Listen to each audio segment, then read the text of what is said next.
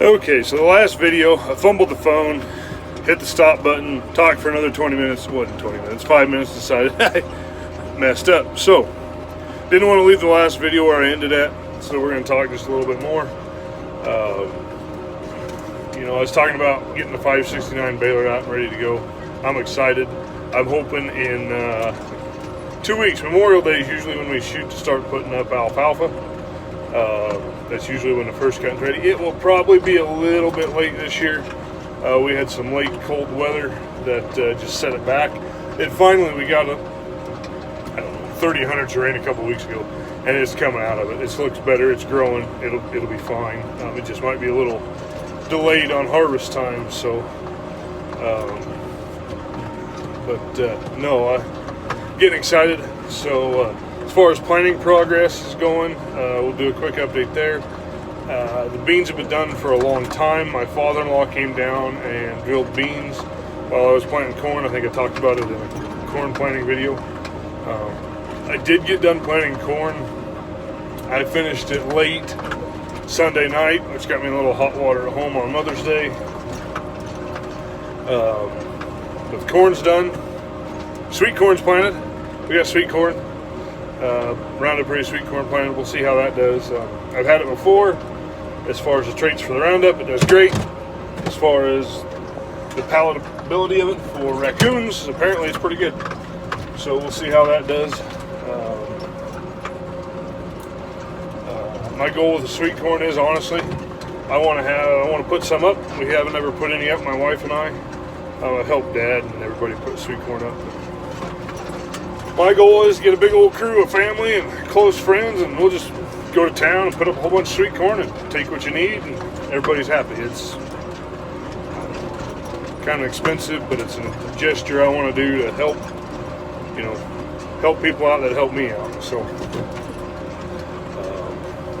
So corn's done. I've got this field of sorghum sudan to plant. I'll be done with sorghum sudan. And then I've got 35 acres of teff grass to plant. And I'd like to plant it. I'm just not quite confident. It will probably be, with the way the rain and stuff looks, it'll probably be next week.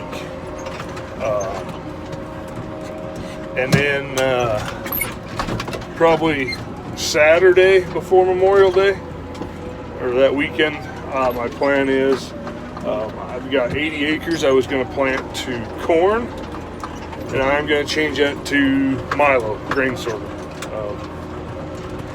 Usually the basis difference between corn and milo is somewhere around 30 to 35 cents. Right now it's 10. Like I said earlier, I'm concerned about the weather getting dry. Grain sorghum is very drought tolerant compared to corn. Corn's gotten a lot better in the last 10 years for sure, let alone 20.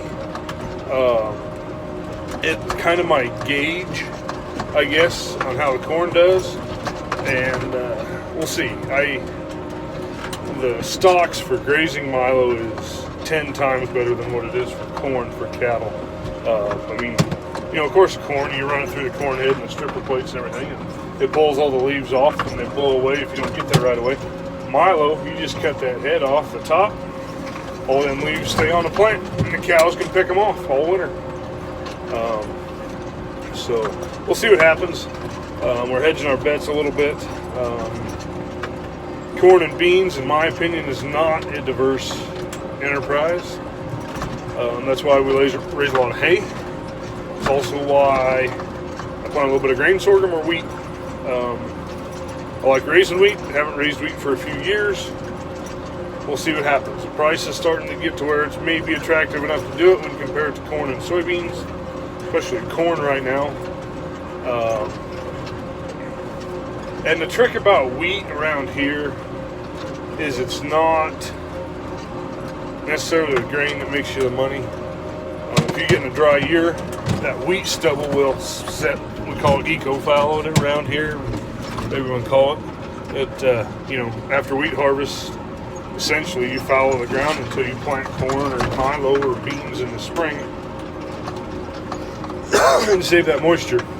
That's not what I usually do with it, but it's what most people do. I like planting a cover crop blend behind it and graze it. Mine them nutrients out, let the cows cycle them back through to the ground. It gives you ground cover, gives you weed suppression, erosion control. And come on, if you get around here, our soil profile 4 foot is what your profile is, because that's all the deeper your roots will go on your corn or milo or beans, or unless it's alfalfa, and that's a different story anyway. So 4 foot's your moisture zone. You can hold about 4 inches of water. Well, heck, between wheat harvest and corn planting, that's what, from July to April. So that'd be 8 months in a year. You're gonna get more than 4 inches of rain. So let's use it. Let's get something out of it, and still have a full profile. That's the goal. So that's what I do. I mean, between the straw and the cover crop, I can make the cash flow work on the wheat. I'm not a huge fan of taking the straw off, but I'd rather take straw than corn residue. It's easier on my baler. It doesn't have as much dirt on it. It's better bedding. It's better filler. Yeah, you're gonna have to replace the nutrients, but in the same time, in a normal rotation, most guys were going wheat 1 out of 3 years, and now it's 1 out of 5 almost. So if that's the rotation on the wheat, you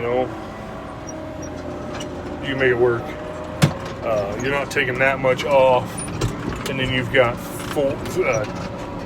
all the other years to put the nutrition back into it, whether you actually apply it, whether you build it through, fertilizer or manure, or however you do it, crop residue, you can put it back in there. So